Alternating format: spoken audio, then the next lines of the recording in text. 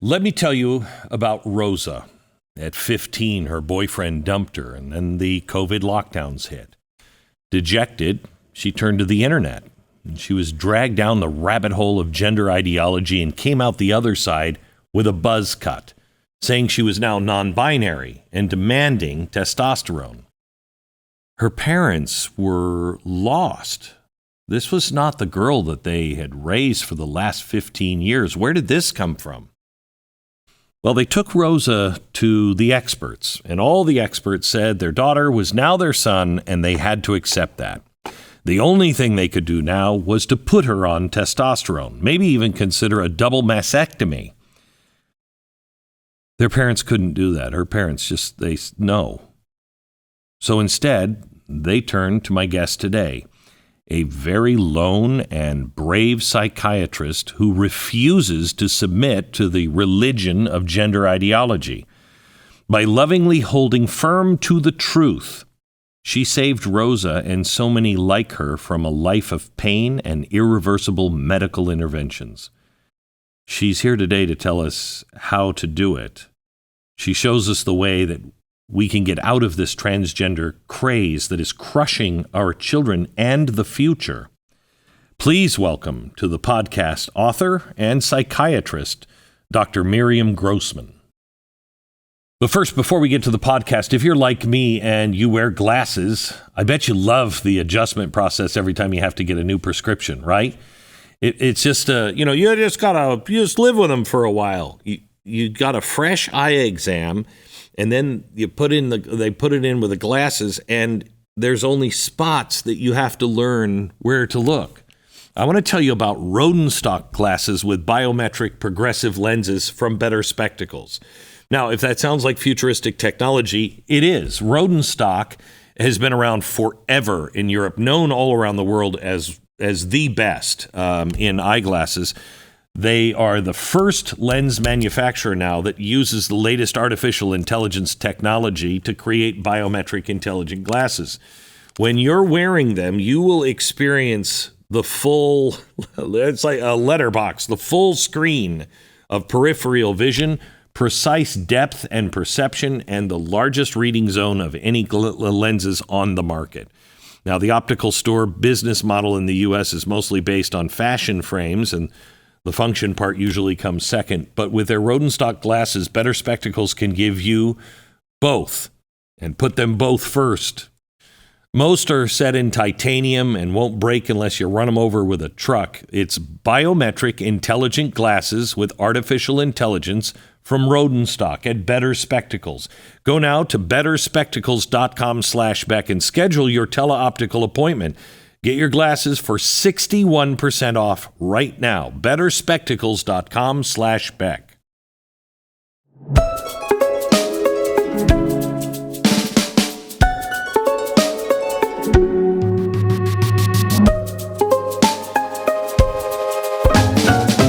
Dr. Grossman, thank you so much for joining me on the podcast. I think I want to start with the story of Rosa. Because I feel for her parents and her, and tell the audience the story. Sure. Well, first of all, Glenn, thank you very, very much for having me on. Oh, sure. It's really an honor. Thank you. So Rosa is the name of a girl that I saw in my private practice, and I described this story in my book, Lost in Transnation, a child psychiatrist's guide out of the madness. Rosa was in the 8th grade, and she had always been a very feminine girl who didn't have any trouble with that and was happy being a girl and loved wearing bikinis and was perfectly fine with her body. There was never any indication that she was unhappy. And so her parents, who, by the way, were wonderful, as almost all the parents are in my private practice, which is devoted to these kids and their families, wonderful, loving, devoted parents. And one day she made an announcement that she is no longer their son, that she is actually, no longer their daughter, she's their son. And she requested that they call her by another name, a boy's name, and use masculine pronouns, and so on. The whole thing. We're all familiar with that by now, of kids wanting to go through what's called social transitioning, as if that's even possible. Of course, a boy cannot become a girl cannot become a boy. I think it's important to emphasize that, even though I'm sure that your audience is aware of that. I just, I start off every interview reminding people that there's no medical or scientific basis for the idea that you can be one sex in your mind and that be at odds with your physical reality of your body, which of course is the foundation of this ideology. Right. That mind can be at odds with your body, and that when that happens, it's a normal variant, we're told, and that the mind takes precedence and overrides the body. That is the foundational premise of this whole ideology. So there is no sense. Let me just pause for a second before we go any deeper. I feel horrible for these parents because everything you just said, I believe.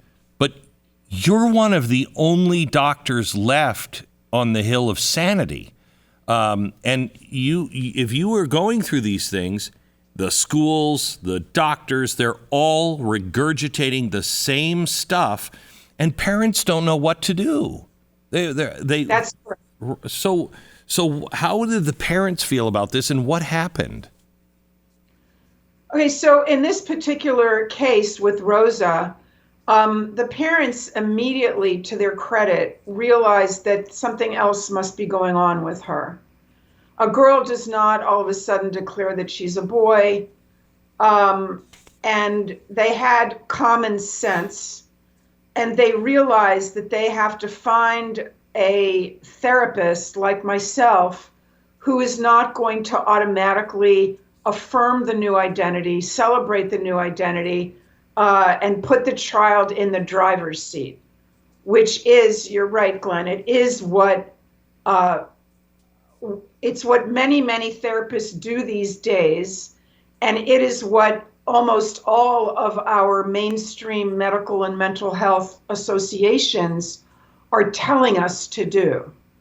So the American Psychiatric Association, the American Psychological Association, the American Academy of Pediatrics, all these large mainstream legacy organizations that I was always trained to trust, to depend on, to give me solid guidance as a doctor, as a therapist, we can no longer trust those organizations because they have simply been taken over. They have, they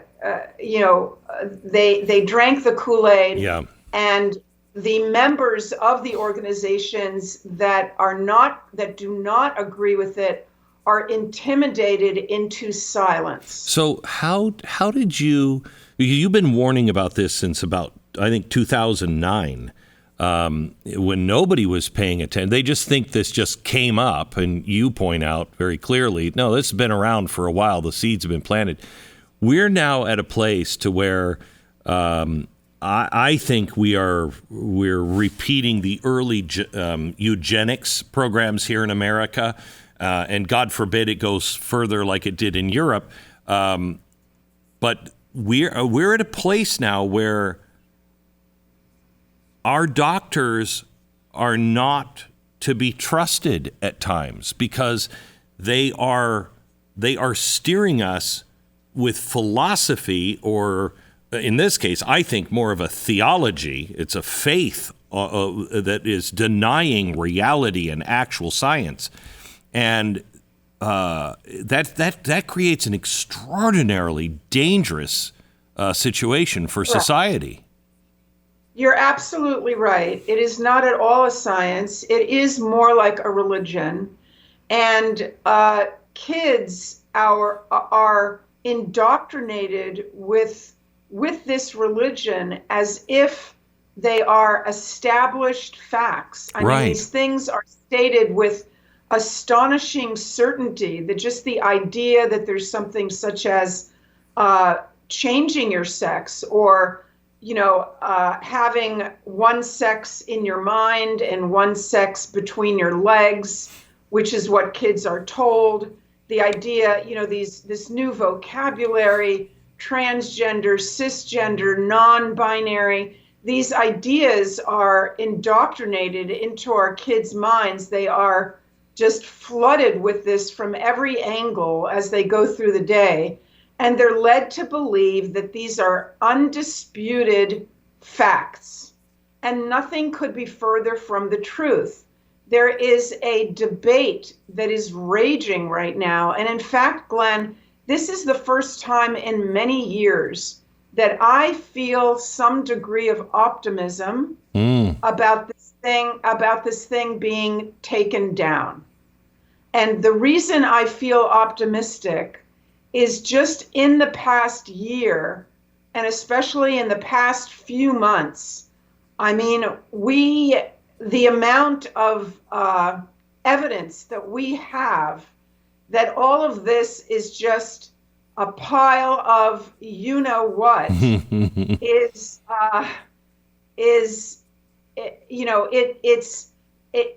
there is so much evidence. It's formidable. Evidence is formidable. It's remarkable to me that I've grown up in a time where all the, official doctor clubs are all saying the same thing. We need to be more progressive like Europe. And Europe has turned around and said, stop this. This is madness. We're wrong on it. We're stopping it. It's being eradicated around the world to some degree. At least we're at the beginning of that. But we still seem to be, for some reason, just lockstep with denial. Yes. Well, in this country and in Canada, we are the two outliers now in the world, I would say.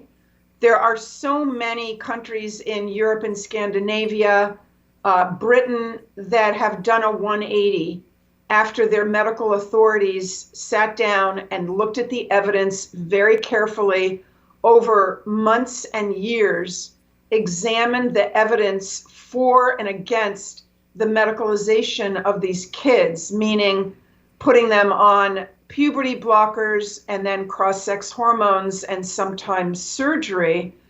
Those countries, Sweden, Norway, Finland, Britain, Denmark, and others, have now done a 180, and they are saying either we will no longer make those medical interventions available to under 18, or we will do so exercising extreme caution. And at the same time, we in this country, kids can walk into Planned Parenthood and get these medications in 30 minutes. What? Why? Why is this happening here? Why are we the outliers, us in Canada? It's a good question. The left is extremely powerful, and the left took over like I said earlier, our medical associations, and they steamrolled their agendas through these associations. They got certain laws legislated in a lot of states. They've been very successful, and our side has not been paying enough attention until now. And it's late. There's people that have never heard of WPATH. I didn't even know what it was. We're doing a special on it. When we first brought it up, I had never really heard about it. Can you talk to me about what they are, what they do, and their role in removing a very important word, disorder? Okay, well, WPATH is the World Professional Association for Transgender Health, WPATH. It's an international organization. There's a branch here in the US.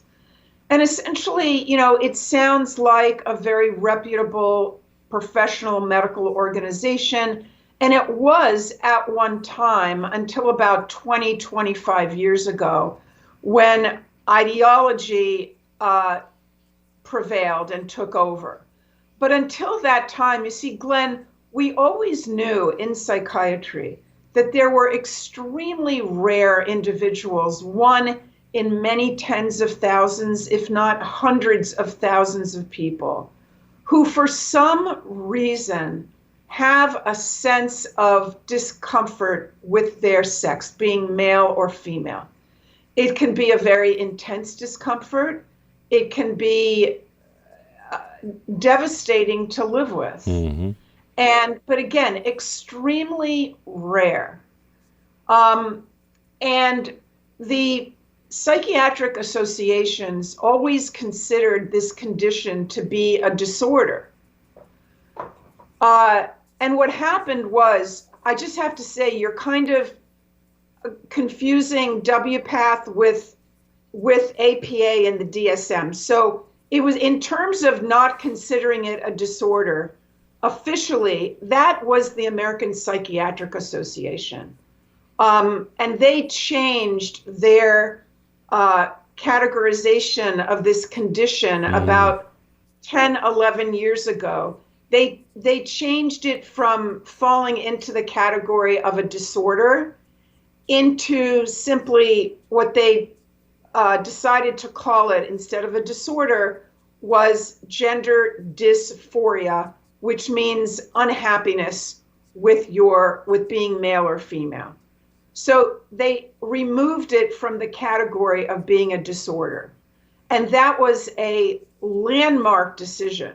That was a watershed moment, because the Psychiatric Association, separate from WPATH, I'll get back to WPATH in a moment, but the flagship, worldwide flagship organization of psychiatrists, the American Psychiatric Association, was announcing to the world that we no longer consider this to be an emotional disorder. We no longer, when a girl wants her healthy breasts to be removed, when a boy wants his healthy genitals to be removed, we no longer are considering this a psychiatric disorder.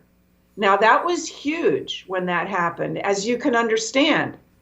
And the way that happened, and I explain it in detail in the book, the way that it happened is that there was a small committee of people, and it was their responsibility to make the decision of what to do with this particular diagnosis. They were under a lot of political pressure. Mm-hmm.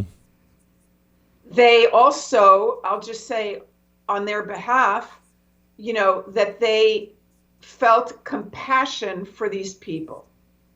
And we should feel compassion for these people because their lives can be very miserable. So it was out of compassion.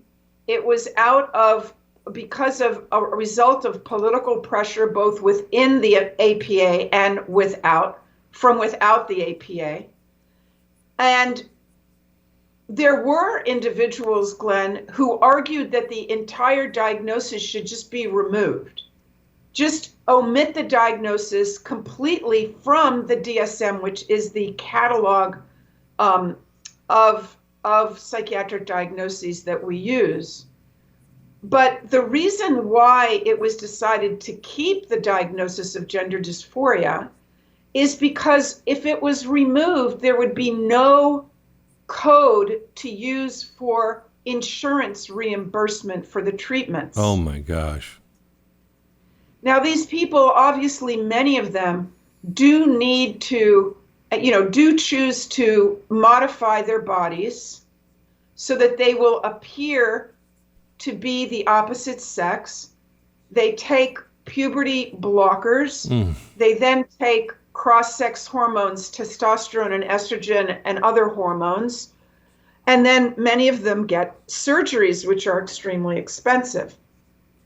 Now, once a young person goes on puberty blockers, almost all of them will continue on to cross-sex hormones, which means they will be a consumer of pharmaceuticals for the rest of their life. Oh my gosh. They will be a medical patient for the rest of their lives because they're dependent on these pharmaceuticals to maintain the physical persona that they have chosen.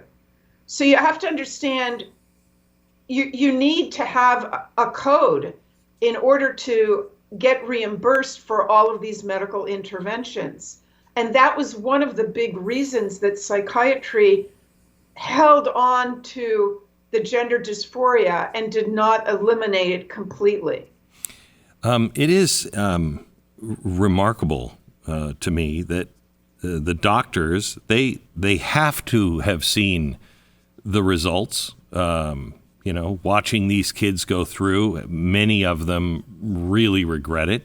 They have to see this. And when you brought up the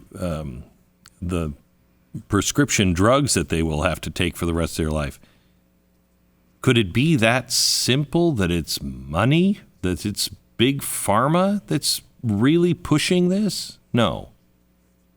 Well, now we're going into more the macro issues, not the micro.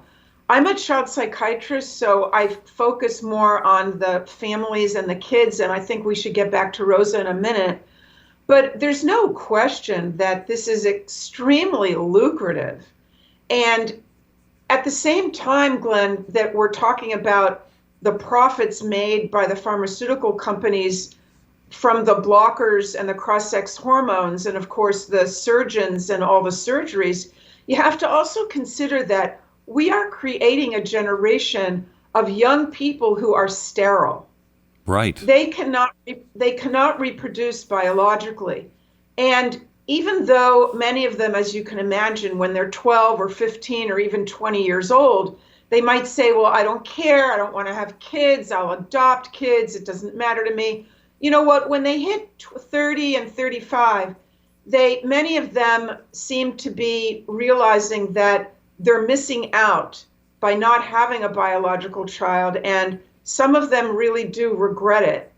And then what's their option? Their only option is assisted reproductive technology, which of course means IVF, surrogacy, and then that's a whole other gold mine of opportunity for reproductive technologies. So what was it that allowed you to take a stand and be kind of alone on this island when you have, WPATH, you have DSM, going the opposite direction? You had to have, I'm sure you have received a ton of pushback and name calling, at best. What was it that kept you rock solid? Well, at first I was afraid.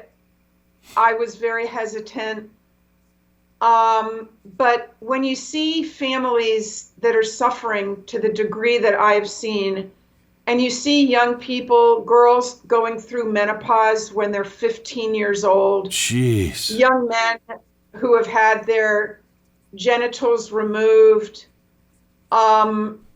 the degree of mental illness that these children had going into this, and it's clear to anyone who is willing to face reality that what this is a social contagion that is, like wildfire moving through our schools, Kids are being introduced to these ideas online by their teachers, by their guidance counselors, and they are simply, especially during COVID, so many kids were anxious and depressed. So many kids are on the autism spectrum and they have no friends and they're looking for ways to fit in. So it just became so clear to me. And I saw so much suffering. I saw too much to stay silent. And I'm so happy that I started speaking up because, as you know, in the beginning it might be frightening, but courage is a habit. It is. And it's a muscle. You know, the more you do it, the easier and even fun it becomes. I love that. The percentage, I mean, this just, it has to scream at anybody with reason that there's no way you could have this dysphoria and suddenly a rise of 4,000% of cases. That just seems completely irrational to believe that's normal. Well, it is. What the proponents of this ideology argue is that because our culture has changed and is becoming more accepting of being transgender, then it's so much easier now for people to speak up and announce their authentic selves. That is the argument that you would get from the other side. But if that was the case, Glenn, think about it. If that was the case, that the proportion of transgender individuals was so high in every generation, then you would have, excuse me, you would have people, you would have this flood of people suddenly coming out as transgender in their 30s, 40s, 50s, 60s, 70s. You would have it in every age group. But we do not have that. We have that in preteens, teenagers, and young adults is where this epidemic is hitting. Now, I will say something else, you know, which is they're so intellectually dishonest. Because at the same time that the activists argue that there are so many more transgender individuals now because society is more accepting of them, they will, on the other hand, say that the reason why these kids have so many mental health issues is because there's so much transphobia. So they want to have it both ways. There's so much transphobia, which means the kids are depressed and anxious and they don't accept themselves. But the numbers of people who are coming out as transgender is thousands of times more than it's ever been because society is so accepting. You can't have it both ways.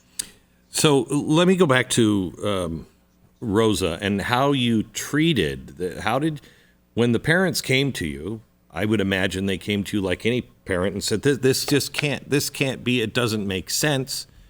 Help. How do you help people like this? You know, it's in many ways, it's the same way that I would help any patient, which means, first of all, you get to know the person sitting in front of you. You have to explore them. Who are they? What's their life about? What's going on at school? What's happening at home? I want to know about their friends. I want to know about their dreams in life. I want to know what they've been through. Have they been traumatized? So in that way, it's similar to any other patient that would walk into my office. Now, mind you, therapists, so-called gender-affirming therapists, do not do this huge exploration that typically we would do in mental health. Correct. They immediately accept the new identity. Right. So that's why it was important that the word disorder was there. Once you take that out, now we're just going to walk you through it. We're going to help you. Well, you're going to put the child in the driver's seat. Correct. And you're going to say, what name do you want me to use? What pronouns do you want me to use? And how can I help you on this journey? This is your journey. Only you know who you are. And mind you, we're doing this with a 5-year-old. Right. Only you know your identity. You tell me, the doctor, what you would like to do. Do you feel like, if let's say the child is 10 or 11 and they're about to go into puberty, if the child says, I'm really nervous about my body changing, I don't want my voice to drop, I don't want to grow facial hair, well then that means this child, according to gender-affirming care, which is the predominant, that is what everyone in this country is supposed to be practicing. We are supposed to make puberty blockers available to that child without any gatekeeping, without any consideration of perhaps this child has emotional problems, perhaps he or she is on the autism spectrum and is uncomfortable with their body for some reason. Maybe this child was abused or neglected or bullied or what have you. Or maybe it's just also part of nature when your body is changing, and it's a weird thing to go through. Your hormones and everything gets all screwed up, and you're in that time period. Everybody is like a ticking time bomb because you're not sure. And there's this song from a group called AJR. It's called "Don't Take Away My Legos," and it's a song whose lyrics are, "I don't want to grow up. Mom and Dad, I'm going to move out, but don't throw away my Legos because I'm not done being a kid. I want to come back. Maybe I want to come back." And that's a traumatic thing, and it's real, and it happened to all of us. And there is fear of adulthood, and there's fear of becoming a sexualized person. When you go through puberty, which all of us had to do in order to become adults, it's not only our bodies that are changing and becoming overtly identifiable as being men or women. It's our entire system. Our brains are maturing and becoming adult brains. Puberty is a period that we all have to go through. But you're right. It can be scary for many, many kids. Right. And especially, yes, kids are afraid of adulthood. That is another factor. This is a complex topic. Yeah, going back to Rosa, I got to know Rosa better over time. And I learned that she had, during COVID, during lockdowns, she had been online almost 24/7. And she had met a bunch of other girls online who were all identifying as boys. And they were very troubled girls. They exposed her to pornography. They exposed her to all kinds of suicidal, self-harm behaviors. And these girls had a tremendous influence on Rosa. And she became obsessed with this group of kids that all considered themselves boys. And she was influenced by them to also think that she may be a boy.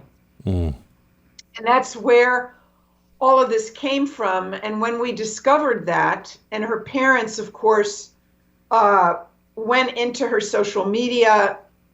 And Glenn, I have to say to all the parents that are watching and listening, you have to get control of your child's internet use. And in my book, which is right here, Lost in Transnation. I have a bunch of appendices in the back of the book. One of them instructs parents on how to get control of your child's internet use. You must do this. I can't emphasize it enough. The internet is filled with adults who are just waiting to find a way to access your child. And they access your child in all sorts of places that you would not imagine. So you must get control of your kid's internet. Getting back to Rosa, when her parents discovered that all this had been going on, my advice to them was that they were going to have to cut her off from this friend group, cold turkey. And it was not an easy thing to do, because these girls, who all identified as boys, who were troubled, mentally ill, self-harming, burning themselves, and encouraging Rosa into these behaviors as well, there had to be a break, between this friend group and Rosa. Boy, but when you're addicted to something like I imagine Rosa was, and in that group, going, wow, that's tough for the parents, because I'm sure she immediately looked as her parents as enemies, because her truth was not being recognized, the truth of this group. Right. So that's another element. The kids are indoctrinated to believe that anyone that does not get with the program and celebrate the new identity, new names, and new pronouns does not love them, does not care about them. And so it's a very, very, very difficult situation for parents. They are walking along a tightrope, and Glenn, we could spend the rest of the day just discussing what it's like for these parents. But I do want the parents listening to know that there is help out there, and they should not be going through this alone. There is no reason to be isolated. My website, miriamgrossmanmd.com, has a long list of resources where parents can get support and guidance on how to deal with this situation. So getting back to Rosa, yes, it was for a few weeks a family crisis in which, she was desperately trying to reach these girls. She did actually become, at least she expressed, Rosa did, some suicidal thoughts. Now listen to this, Glenn. When she did that, and I assessed her for being suicidal, and she would not agree to not harm herself. Now, as a child psychiatrist, when I have a patient who I believe really could harm themselves, and I'm worried about them still being home with all the possibilities that exist of harming oneself, I have to put the child in the hospital, even if it's temporary. The problem is, Glenn, that right now, the adolescent psychiatric units in our hospitals are creating transgender children. The kids are going into the hospital, and they are not transgender identified. And they are leaving 2 weeks later, and they are transgender identified. So, and this is a very well-known phenomenon, and I've talked to individuals who work on the units, these adolescent units. And so as a psychiatrist for kids, I am in a real bind. Yeah. Because what do we do when a kid needs to go into the hospital for their own safety, but I know that in the hospital, this falsehood, this ideology, these beliefs about being born in the wrong body are going to be are going to be inculcated into the child, and a good proportion of the other kids who are on the unit, 50-60% of kids who are now on psychiatric units are identifying as transgender or non-binary, whatever that means, or one of those new identities. So it was a very difficult time, not only for the parents, but for myself. We managed to keep her out of the hospital. To make a long story short, once she was away from that influence, that online influence, right, she was back with her friends at school. She did have a wonderful, close-knit family. I had to put her on medication for a while, but she ended up doing well. And toward the end of the therapy, when I asked her, what does she think now about what happened with her? She was so sure that she was a boy. She said, I don't know, Dr. Grossman, I just got involved with those kids and they were a really bad influence on me. I don't know how that happened, but I know I don't even want to think about it. I don't even want to go there.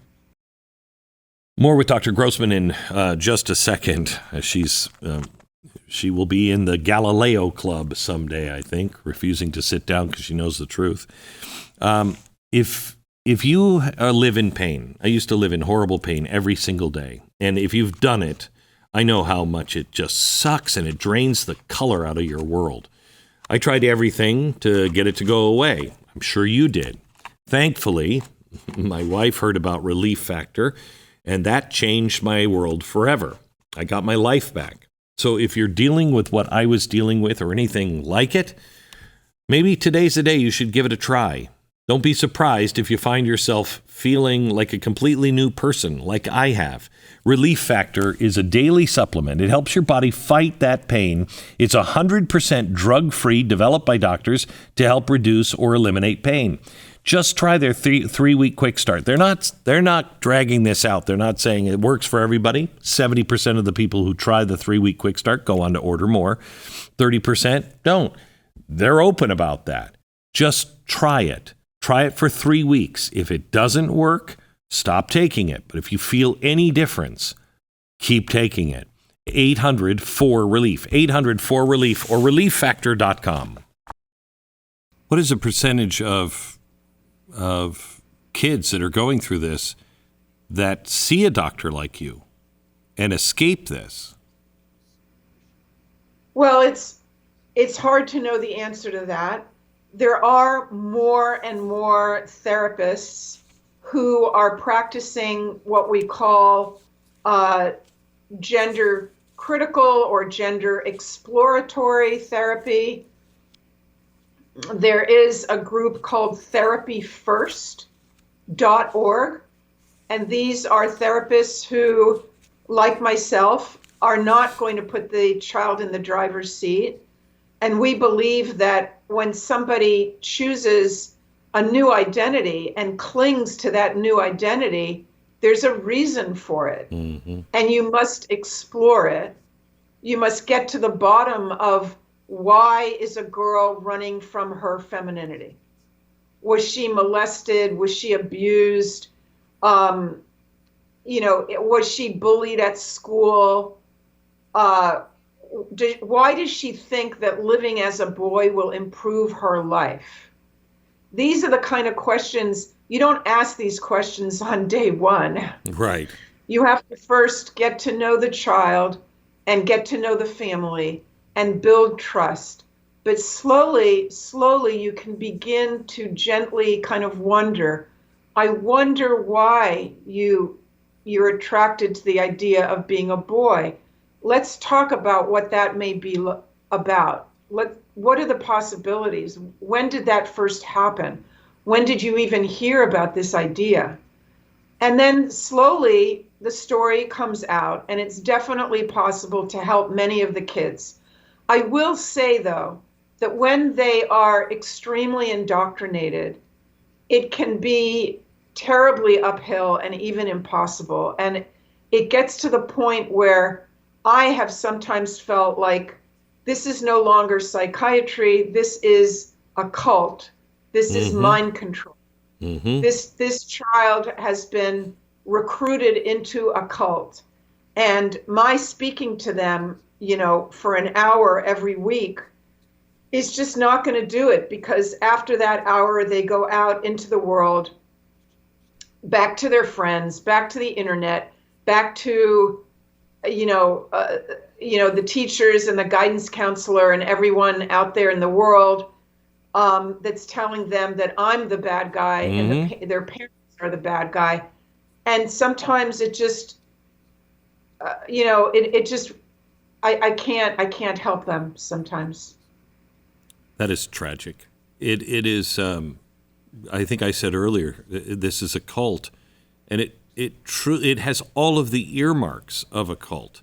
The high priests of the cult say, don't trust your parents, don't trust your family.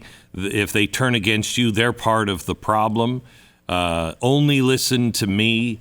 My way is the only way. Don't question anything.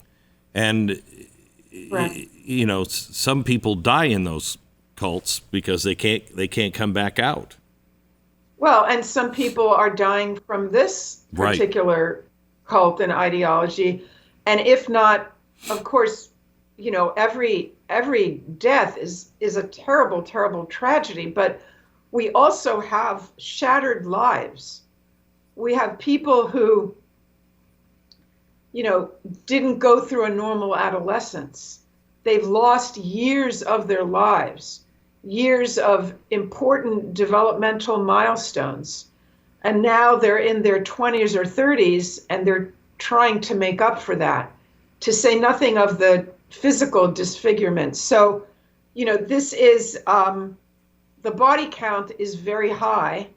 And we haven't even started talking about the families, the siblings, the marriages, the destroyed marriages over this issue. So the damage is massive. So why is it that, But like I said, why is it that nobody talks about the family or the parents? I can't imagine I can imagine, because I've gone through some mental health issues with my kids, and I can imagine doing, look, I just want them to be happy, and be who they are and be happy and everything else. And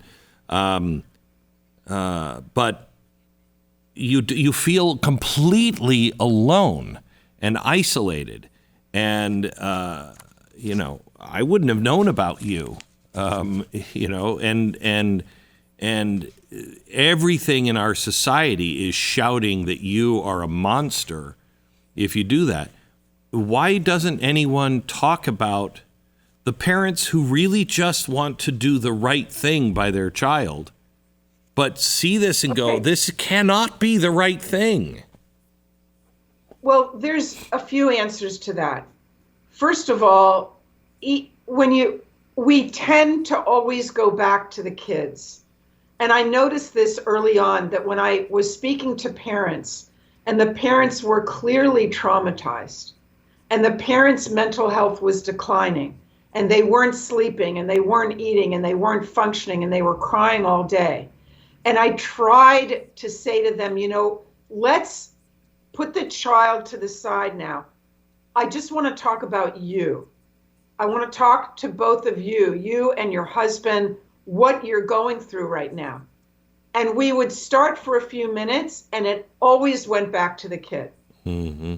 Now, this is the natural, I think, inclination of loving parents, to always go back to the kid and to not put yourself first.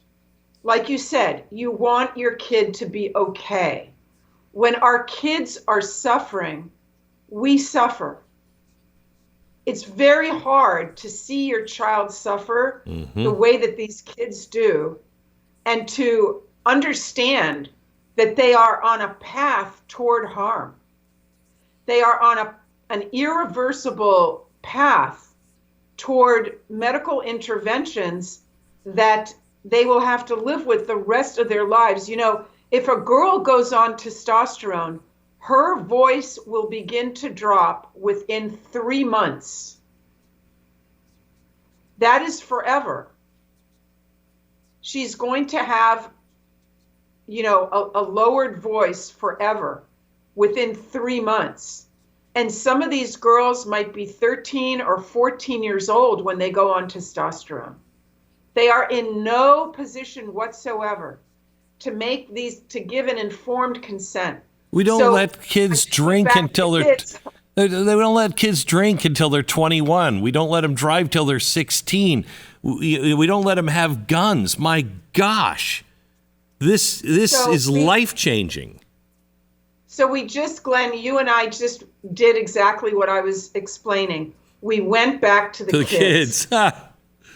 But the parents, you see, a majority of parents who are not going along with it do not want to go public. They are afraid if they go public, that their child will discover that they have become activists on the other side. So there are many forums, and there are websites, and there are support groups for parents. But essentially, these parents, almost all of them are anonymous. Now, my dedication of the book is devoted to these parents who have been abandoned by my profession, the medical and mental health professions, utterly abandoned. And they have been demonized by my profession. Now, I will tell your listeners there's an incredible Substack called PITT, P-I-T-T, Parents with Inconvenient Truths About Trans. Again, it's a Substack, P-I-T-T, and it is filled with hundreds and hundreds of the most remarkable essays written anonymously by parents. Please read some of those essays about what these parents have gone through and are going through. Now, you ask why we don't hear from the parents. So partly it's because they want the focus to be on the kids. They want to remain anonymous. But it's also because my profession won't acknowledge their existence and won't acknowledge their trauma. Now, my profession acknowledges the trauma of every other group. If you have a school shooting or a natural disaster, or, even someone who is a sexual abuser, a perpetrator, someone who's committed rape, someone who's murdered.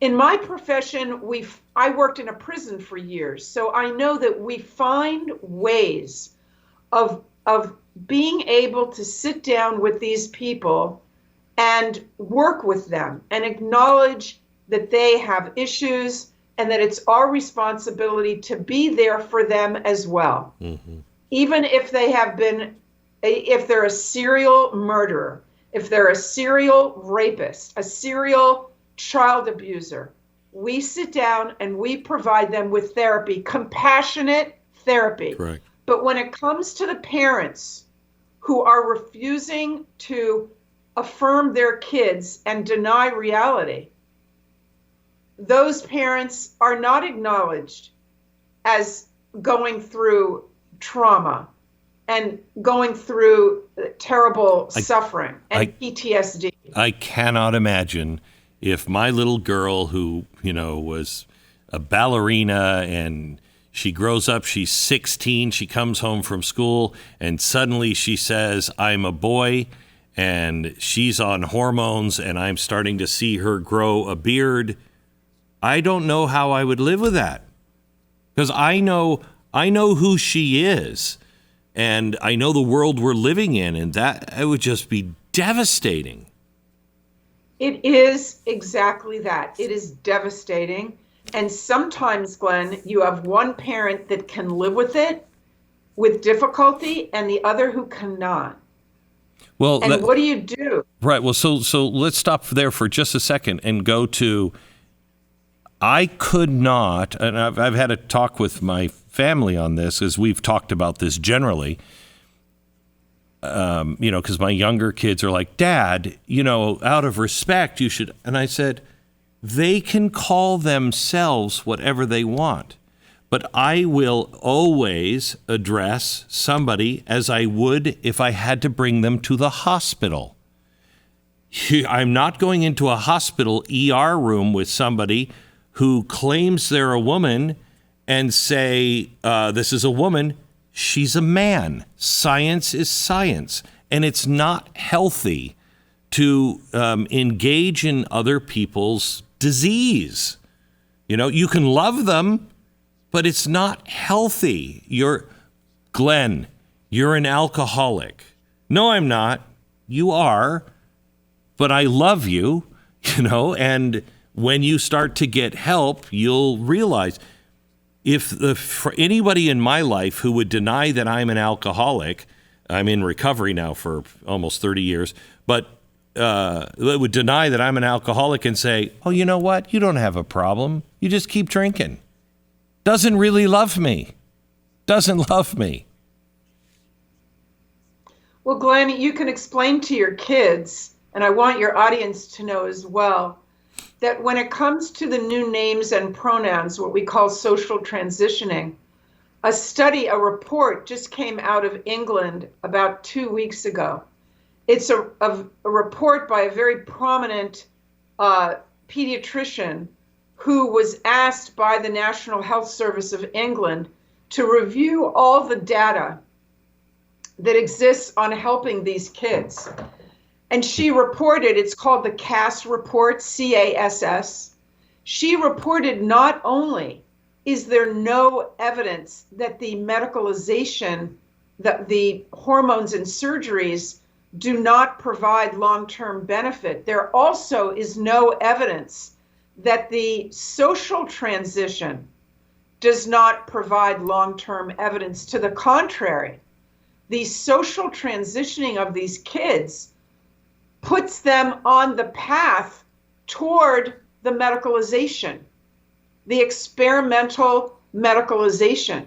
So we are not doing a favor to these kids by denying reality, by essentially saying to them, yeah, I agree with you. You were born in the wrong body. I will call you by a new name and new pronouns because you are one of the mistakes walking around. Maybe God did make a mistake with you. And so I'm going to honor your new name and your new pronoun and new identity. We have no evidence in the long run of benefit of doing that.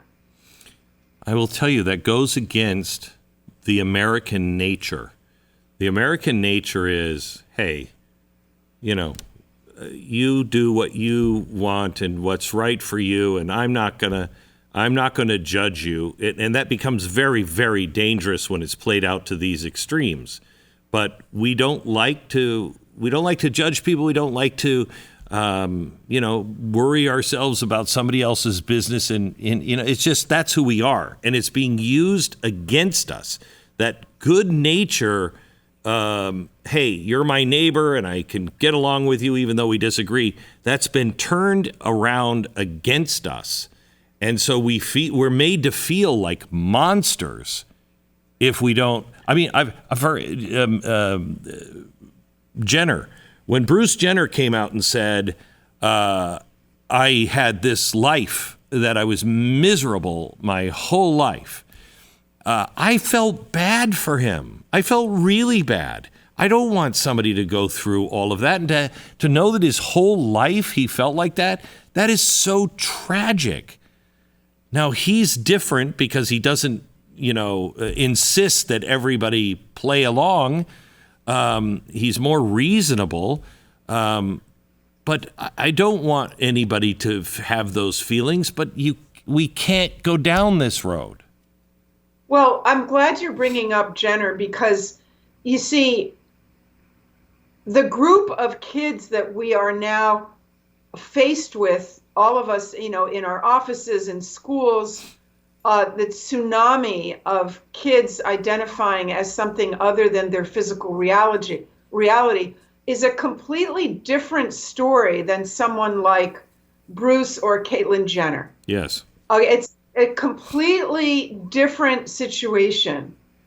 And again, this is a complicated issue. There are types of gender dysphoria that begin very, very early in life. We don't know why. Right. Because these individuals are physically healthy. For some reason, they feel this intense incongruence and, with their bodies, and it goes on and on and on, year after year. That's not what we're looking at now. These kids like Rosa, that's what we're talking about. The social contagion of kids who are hearing about the possibility of their bodies being wrong. They're hearing from friends, from at school, online, and so on and so forth. And then they are latching on to this idea. Very different than someone like Bruce Jenner. It's important to point that out. I mean, I want to make it clear that there are individuals, very rare individuals, who may benefit as adults of going through this body modification. And I would never suggest that across the board we make these interventions unavailable. I would say, though, that these are extremely rare people, that it is impossible to identify beforehand who's going to benefit from the interventions and who is not going to benefit. And certainly anyone under the age of, I would say, 25, I mean, the brain is not fully mature until around mid-20s, should simply not have access to these interventions. I have to tell you, doctor, that I'm really a lucky man because I get to meet so many people that, I thought my dad was in between the World War and he died about 10 years ago. And he said, life wasn't that hard in my generation. He said, we had our ups and downs. He said, but you're facing things that we haven't faced since maybe the 1930s. And he said, it's going to be interesting to see how you all work it out. And I thought about that for a long time. And I thought, my dad, in his own way, was, but not like the whole society is being thrown up against the wall right now. Who are you? What do you really believe? Will you stand for what you know is true, or will you cower? And people like you are rare, and you're standing, and you're doing it, maybe even with fear at times, but you won't let that conquer you. And you are one of the people that will be remembered after the insanity ends. You will be remembered. Thank you, Glenn. Interesting that you should mention the 30s. I am the child of Holocaust survivors. Oh my gosh. So I do know what can happen in a totalitarian state that is indoctrinating its citizens with lies, and good people fail to stand up. Yeah. And I tell you, so now that I know that part of your history, the first transgender surgery was in the Weimar Republic. It was 1925, and there were 4 years of surgery on this guy. He died when the doctor finally tried to put a uterus in him. But it was I think it was the University of Sexology or something in Berlin. And they were indoctrinating the kids with this. Weimar became very, very twisted. It started getting into the schools. And that's when the German people looked at these despicable brown shirts And because the brown shirts were saying, we got to stop this. We burn those books. The first books that were burned in Germany were the books from the University of Sexology teaching this kind of stuff because people didn't know what else to do to make it stop. And they looked to bullies to stop it. We are in such dangerous territory right now, especially with our medical doctors. I agree. And I know that you had Stanley Goldfarb on recently from Do No Harm Medicine. Yes. Where I'm actually a senior fellow. Oh, wow. Anyone who's listening or watching, should check out that organization, Do No Harm Medicine, and join it. This is a group that is standing up against gender identity politics in medicine. Very dangerous movement. So thank you for having Dr. Goldfarb on, and thank you for having me on, and thank you for recognizing the evil, really the evil that is that we're living with right now. It is an ancient evil that has been awakened again. Thank you so much, Doctor. Appreciate it. God bless. Thank you.